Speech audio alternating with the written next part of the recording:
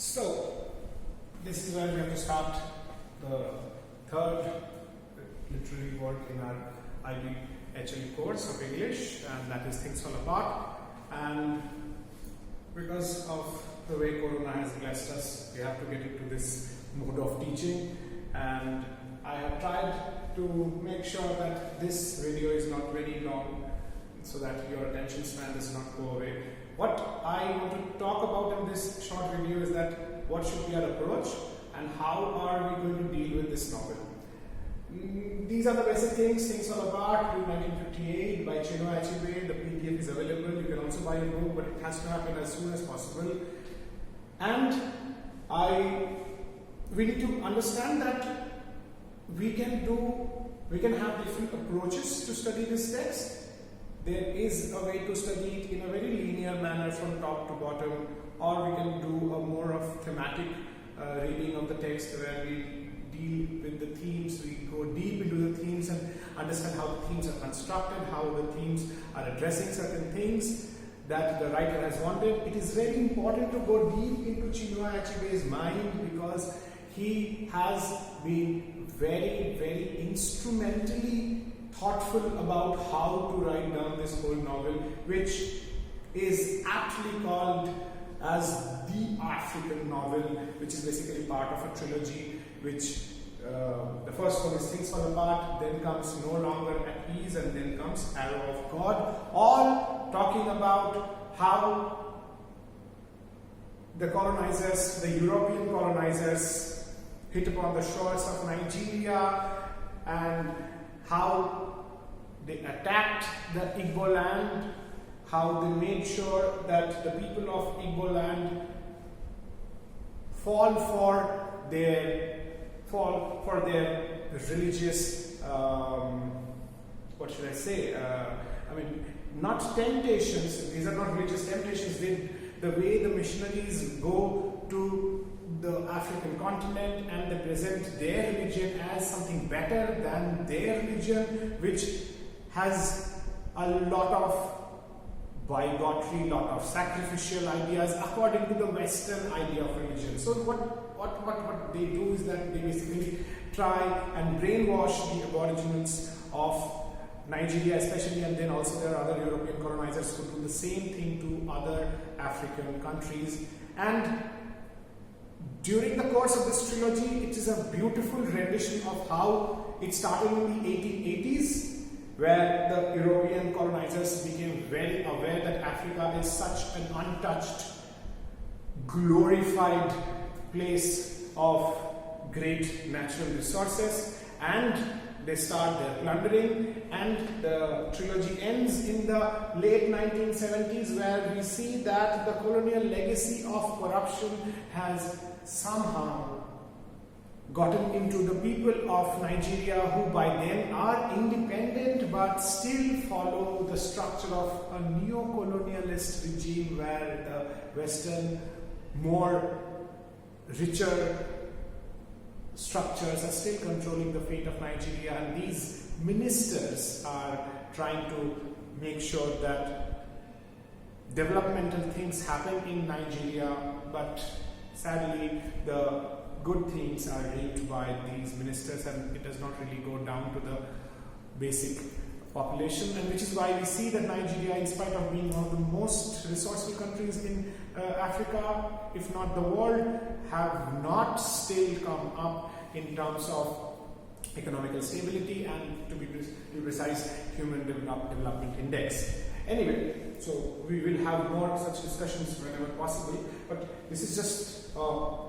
summary of, or rather an anticipatory summary of what is going to happen in the course of studying Things Fall Apart. So a few epithets that I have particularly chosen to have a proper idea of what we're going to do, which is why this is there are so many epithets regarding Things Fall Apart. This is the most popular African novel of all times. It is the most read popular African novel of all times, and I should actually not call it continuously African. It has become so loved, and even the whole course of writing the story Chinua Achebe was very thoughtful to make sure that this, though it has this African fervor in its language, in its culture, in its setting, but at the end of the day, the things that happen in the story are extremely universal. Which is why at one point of time, after we have imbibed, after we have instructed, informed what is Things Fall Apart, we don't really need to go on calling it an African novel. But it is definitely a post-colonial novel, and we need to deal in this more, and I will come up with another class where I will explain the most important tenets of post-colonialism. And this is that pioneering post-colonial novel which set the tone for a lot of other novels to come up. I am not saying this is the first post-colonial novel, but in amount of its popularity, in amount of its erudition, this is really one of the most pioneering works of all post-colonial literature. Plus, it's a subversive text. What does subversion mean? Subversion just means when you are toppling the order of things. So we see that how the Igbo tribe was happily living in their own territory, and then one day the British come, the first contact between them happened, and slowly the aborigines of that place lose their ground to the Christian missionaries, and things fall apart. So it does subvert, but there are other levels of subversion. We'll come to that when we deal with post-colonialism. It is a meticulously structured, and when I say that I'm talking about language, Chinua Achebe has been extremely careful about not leaving a single leaf unturned to make sure that this is a novel written in English, using English novel writing structures, but having an amazingly fresh, real, original African fervor, which makes you at times think that I'm reading something in English, and it all is not so it is so un-English. At times you feel that this may be a translated text, but it is not. It is that meticulously structured. And then comes, it's an eye-opening novel. There's a slight pun here, because we see that the chief protagonist, Okonkwo, has a lot of eye-opening moments which are not really eye-opening, but when he himself is thinking that it is an eye-opening situation, it is the reader who gets the notion of the purpose that Chinua Achebe has in mind. We will explore that more when we deal with Okonkwo's character.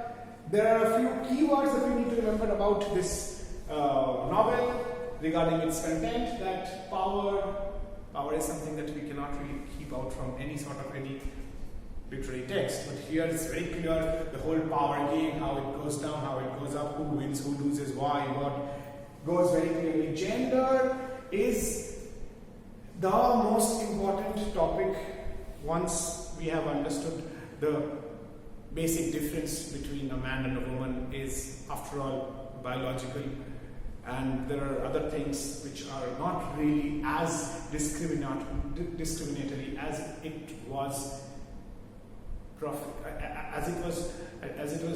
propagandized by patriarchy. And I know a lot of people have a problem with patriarchy, not many people, but they have. So it's not something that has always been there in the intelligentsia of humankind, but it has come up because we have realized that there is a lot of unjustified, illogical points which constitute the differences between man and woman. And we see that in this text. We talk about an aboriginal tribal group, where also we see this kind of gender politics, and we'll deal more with that. There is definitely the concept of race, because this is the first contact between an African race and a European race. So what happens because of that? We need to look into that. Culture is that umbrella word which can define a lot of things, which can actually bring a lot of things under it. I would say that you read Raymond Williams,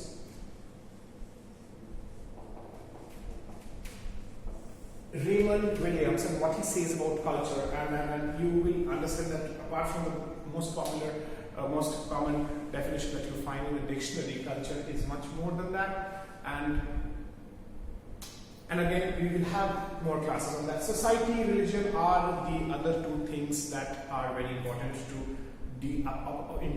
to see through in the text. And if that is all about content, this is all about the structure and how is the form. It is a novel written in a very, very European way of writing. So you can very safely say that this is written in the most European manner. Then there is the language part, which we will really spend a lot of time. You have to read a lot of articles, and the style, which is kind of related to the way language is used.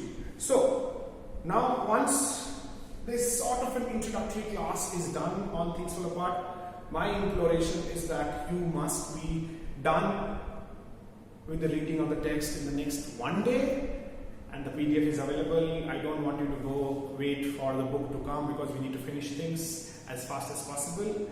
And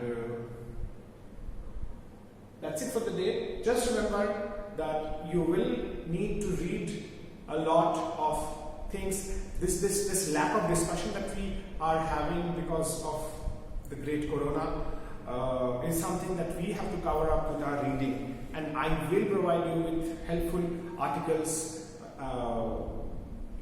Some of them are really long, so and I'll also tell you what exactly to read there. So without that reading, we will not be able to cover up with the lack of discussion that we will have. So this is something that is imperative, and it's very, very crucial for you to make sure that you read those articles.